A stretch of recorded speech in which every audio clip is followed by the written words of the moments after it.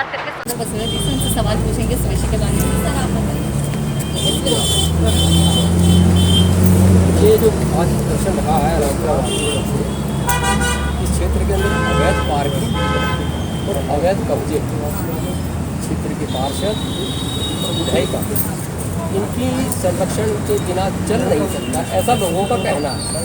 और लोगों का ये भी कहना है कि जो स्थिति क्षेत्र में बन गई है कभी थी नहीं ऐसी, लेकिन आज मजबूरीवश इस क्षेत्र के वासियों को भी अवैध कब्जों की मार झेलनी पड़ रही है। और आप देखेंगे तो जितने भी मेन रोड है, बिल्डर माफिया बोलो उसे या जितनी भी रेहड़ियाँ लगी है, सबसे जो उभाई का काम है इन्हीं पार्षदों के संरक्षण में चल रहा है, ऐसा लोगों का कहना है। इसका विरोध करने के लिए, विरोध जताने के लिए हम यहाँ आज इकट्ठे हुए हैं और मांग करेंगे केजरीवाल सरकार से भी और लोगों से भी, कहेंगे कि इन नेताओं का विरोध करें। हम केवल भारतीय जनता पार्टी के नाते यही मांग करने के लिए प्रदर्शन उन्होंने किया है।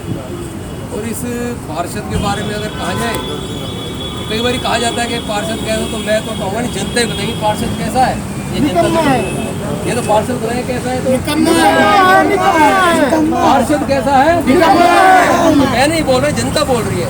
उनको लगता है कि हम कर रहे हैं, लेकिन जनता ने देखा है उनका किस प्रकार से निकम्मापन चल रहा है, सब जनता बता रही है आपको। और क्या क्या दिक्कतें हैं सर पार्किंग से? पार्किंग की दिक्कत नहीं हुई, पार्किंग की दिक्कत तो पूरी दिल्ली के अंदर है, लेकिन पार्किंग अवैध पार्किंग की बात करें अभी 5 तारीख की रात को ही आप देखेंगे तो जो रेलवे का स्लैब गिरा है, वो स्लैब गिरा है, वहाँ पर एक व्यक्ति राम बहादुर नाम के व्यक्ति की मृत्यु हो गई।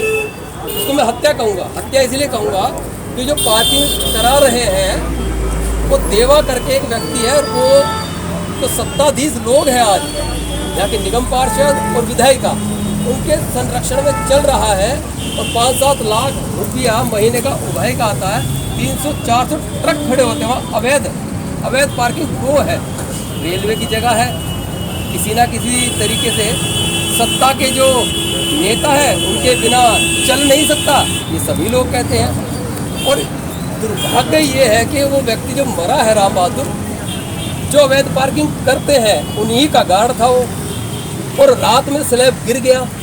गिरने के बाद किसी ने यह नहीं देखा कि कोई मर भी गया यहाँ पर। वो तो सुबह उसके परिवार वाले देखने आए कि हमारे कहाँ पर है, तब जाके पता चला कि वो तो दबे हुए, राम बहादुर दबे हुए हैं। मैं ये नहीं कह रहा कि वो अवैध पार्किंग के नाते गया, गार्ड का काम कर रहा था इसलिए मरा है, वो नहीं कह रहा मैं।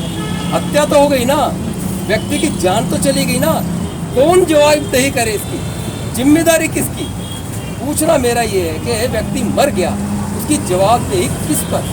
अवैध पार्किंग किसकी संरक्षण में किया गया है? तो जिनकी संरक्षण में, नेताओं की संरक्षण में जो आगे नेता है, उनकी संरक्षण में यदि हुआ है तो उसकी जवाबदेही उन्हीं की है, हत्यारे वही माने जाएंगे। मैं तो ये कहूँगा कि कम से कम जल्द से जल्द अवैध पार्किंग में कब्जा हटे, और जो इस क्षेत्र के अंदर नारकीय जीवन जो हो गया है, इस क्षेत्र के अंदर जैसे बताया भी, साफ सफाई की व्यवस्था नहीं है। अभी मेरे से पहले भाई सुनील यादव जी ने बताया, सपूरपुर गांव के ही है, इसी क्षेत्र के इसी गांव के पार्षद हैं। इसी गांव के पार्षद 10 वर्ष पहले कांग्रेस के, वो भी इसी गांव के रहे, लेकिन आज तक 15 वर्ष होने को है, साफ सफाई गांव में भी नहीं, क्षेत्र की छोड़ दो। ये गांव जो चौधरी विरम प्रकाश जो प्रथम मुख्यमंत्री दिल्ली के होते थे, उनके नाम से जाने वाला गांव आज दिल्ली के अंदर, कह रहा हूं मैं, केवल क्षेत्र या विधानसभा की बात नहीं, ऐसा नार के जीवन जीने वाले गांव के लोग, और गांव के लोगों ने कुछ दिन पहले कहा भी उन्होंने कि इस गांव के अंदर जो गंदगी की भरमार इस गांव के अंदर कहीं भी नहीं है। तो मैं तो इतना ही कहूँगा, उनको कम से कम इतना ध्यान रखना चाहिए, गांव का ही, क्षेत्र का ना रखे, गांव का ही रख ले, क्षेत्र का रखना चाहिए। लेकिन उसके साथ मैंने पहले भी कहता रहा हूँ, उस क्षेत्र के बारे में जो रामपुरा वार्ड कभी कहा जाता था कि मुख्यमंत्री का गांव है, मुख्यमंत्री का क्षेत्र है, आज सफाई नाम की चीज़ नहीं है। हड़ताल होती है, मैं कहता हूँ हड़ताल मान रहे एमसीडी की हुई, तो कम से कम हड़ताल अगर हो भी रही है तो पार्षद का काम ये बनता है कि क्षेत्र के अंदर गंदगी ना रहे, तो प्राइवेट लोगों से काम करा लें, अपने कार्यकर्ताओं से काम करा लें। उनका केवल कहना कि हड़ताल है इसलिए सफाई नहीं हो रही है। अगर मान लो हड़ताल के नाम पे सफाई नहीं हो रही, तो जब कोई व्यक्ति अपने घर में यदि गैस सिलेंडर, रसोई के अंदर गैस सिलेंडर रखने के लिए एक ईंट भी लगाता है, तो विधायक जी और निगम पार्षद जो है उनको पता चल जाता है उनके घर के अंदर रसोई में किसकी ईंट लगा। तो वो जो उगाई का धंधा करने वाला वो सब पता चल जाता है। क्षेत्र के अंदर कितनी गंदगी है उनको पता नहीं चलता।